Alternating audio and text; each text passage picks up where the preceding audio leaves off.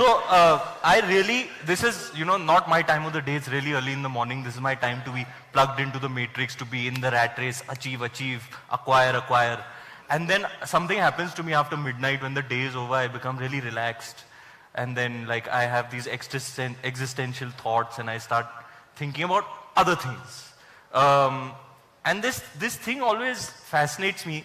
I find the universe to be in some kind of dichotomy. I want you to explain that to me. Now, I know you can elaborate on it because I've seen you talk for so long on YouTube. I know you will tell me something. Because I've never been able to figure it out. See, I never said your movie was too long.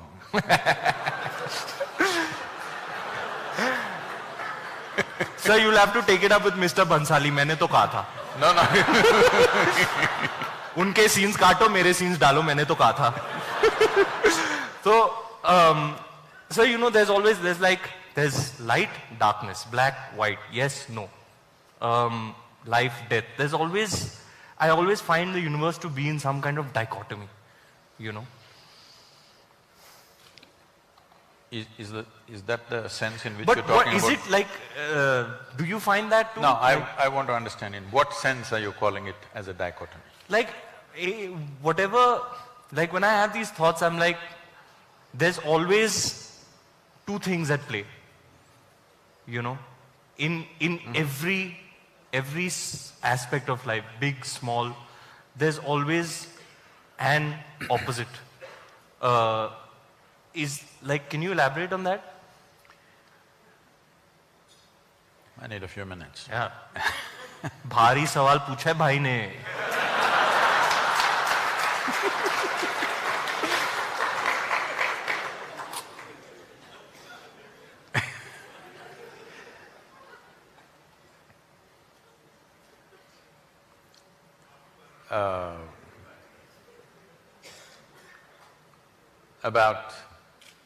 Before coming to the dichotomy, the very way you're characterizing yourself and the question that you're asking itself is a dichotomy. People always thought Charlie Chaplin was very funny. But if you listen to his private talks and things like that, there was a deep sense of agony in him. He was especially sensitive to the agonies of life. Yes. What an artist. But when you see him on the screen, he just made it just so ridiculously funny, hilarious all the time. Everything, every step, every act, not just some act, just every step and every act is hilarious. If you sit watching a Charlie Chaplin movie, you don't laugh at a particular thing, you just laugh at everything. So because there was such a deep agony, he decided, instead of sharing this agony with people, he decided at least he'll make them laugh, and because somewhere he understands this agony could exist in a whole lot of people, in different measure, of course. So when we say dichotomy, we're talking about contradictions.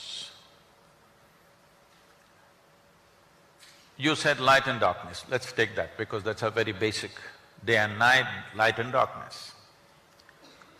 There are many ways to look at this. One fundamental way is like this. There is light right now. You know there is light right now only because you have seen darkness.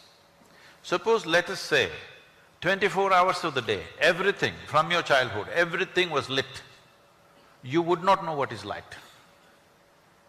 So you know light only because in some way you have tasted darkness. You know what is white only because you've seen the black. You know what is a man only because you've seen a woman. You know what's a day only because you've seen a night.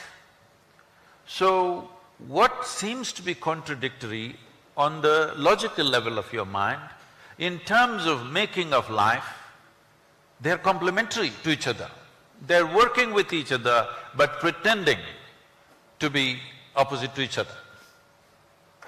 This is why in this culture, everywhere in the world, not just here, in one way or the other they figured this and they made it in so many ways, they called it yin and yang, here we called it Shiva Shakti. And if you see the images of Shiva, one half of him is man, another half of him is woman, physically. Because what is being depicted here is, this is the nature of physical existence. As long as your experience of life is limited to physical. When I say physical, right now everything that you can see has to be physical, isn't it so? Can you see something that's not physical? Can you hear something that's not physical?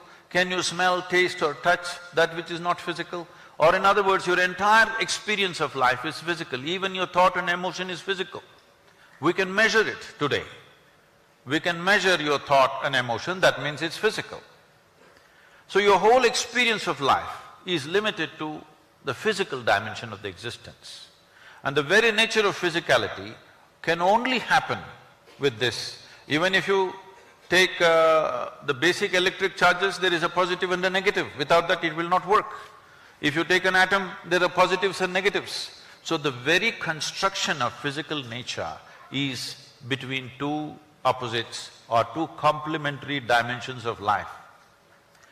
So when you live here, if you live here with the necessary perception, in a very brief amount of time, one can realize this contradiction or this complementary nature of these two things can go on playing endlessly upon you without taking you anywhere.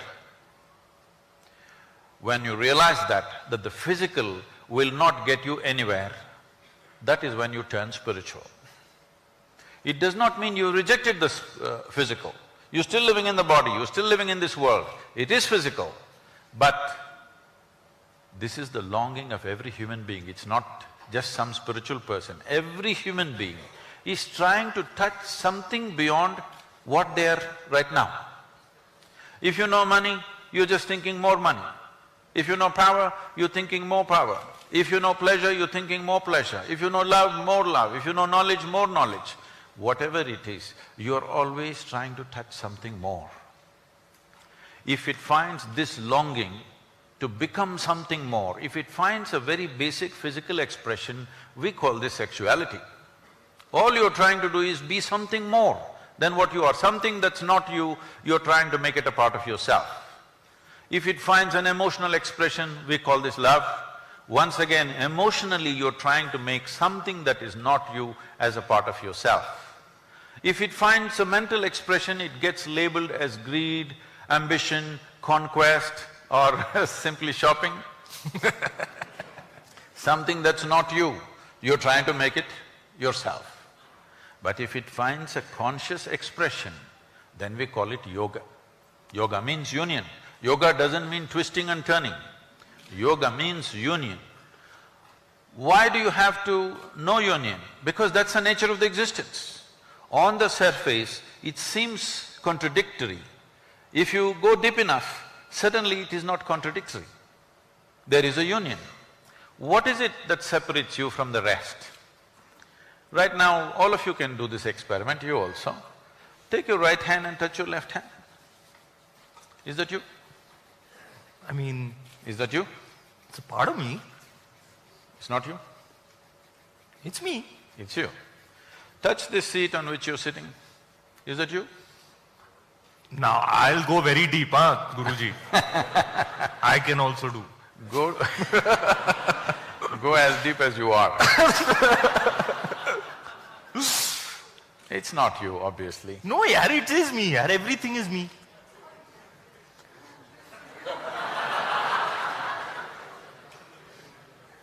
Everything is Pura Brahman. Huh? You know, I believe…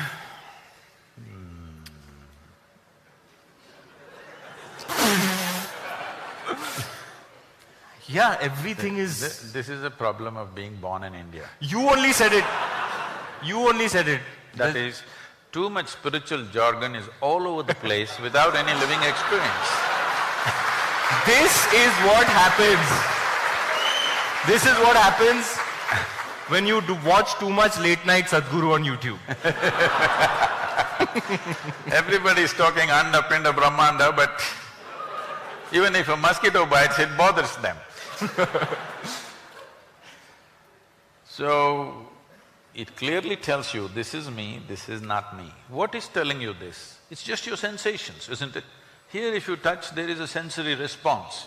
Here if you touch, there is no sensory response. Or in other words, what you're saying is, whatever is within the boundaries of my sensation is me. Whatever is outside the boundaries of my sensation is not me, isn't it so? Isn't it so? There's water in this, nothing else, okay? Because this happened, I had to go for one match, I had to go to Petersburg and come back to Moscow for another match. So at the airport, we had these days they don't give me plastic bottles of water, they always have glass bottles of water. There's a glass bottle and that has the same shape as usually how the vodka bottles are made, you know. And this bottle came in the screening in the airport and the lady said, you can't take it. So the person who was with me pulled out the bottle and said, Sadhguru, would you like to drink? I took it up and I started drinking. I drank half the bottle. That lady's face just went pale. She started telling the other secretary, he's just drinking, he's drinking. Then this person is trying to explain to her, no, it's water, but she doesn't understand a word of English. She's just started almost getting hysterical, he's drinking half a bottle of vodka right here. Then we went close and showed it's printed in Russian, it is water. Then she said, but the bottle was like that. So, the question is this, there is water here, is this you? Hello? No. If you drink it, does it become you? Yes, right now over 70% of your body is water. So what was outside, if you include it into the boundaries of your sensation, it becomes you, isn't it? And this is how you gathered this entire body. The food that you eat and the water that you drink, slowly you gathered into the boundaries of your sensation and now it feels 100% like you.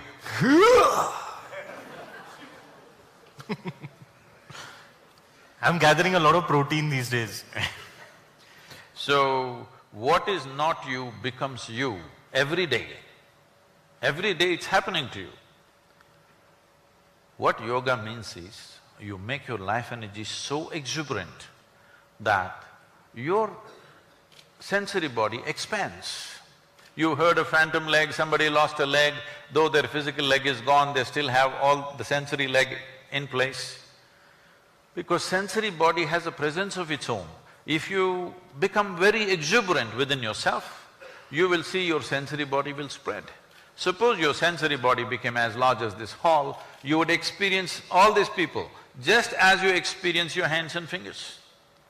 If your sensory body became as large as this universe, you experience the entire universe as a part of yourself. That is when somebody calls you that you are a yogi, that means you have experienced the union. Now, if for one moment, if you experienced all these people, really like how you experience your body, you experienced all these people for just one moment. After that, do I have to teach you morality? Thou shalt not kill, thou shalt not steal, thou shalt not harm. Do you have to teach them various kinds of morality? What is a part of you? You have no issue with it of any kind, isn't it? This is what essentially spiritual process means. That is, you transcended the limitations of your physical existence. Spirituality does not mean looking up or looking down. Spiritual process means you understood the limitations of physical and extended your experience to something beyond your physical nature. Because what is physical about you is fully accumulated from outside. Even the first 2 cells was given to you by somebody, isn't it? Hello? Even the first 2 cells are not yours, your parents gave it to you, rest of it is just earth. Most people don't get it till you bury them. But if you get it right now, that what you're carrying as my body is just a piece of the planet. What you're carrying as my mind is just what you gathered from the society in which you exist. Beyond this, there is something called life. This must come into your experience. If that comes into your experience, This dichotomy business is gone because this contradictory nature or complementary nature of opposites is only related to the physical existence. Physical is like the peel of a fruit. The peel of the fruit is there only as a protective layer. But right now we have made a world where people are busy eating the peel. But the problem with the peel is, if it was totally bitter, by now everybody would be enlightened. The problem is there are spots of sweetness in the peel. People are trying to make juice out of that.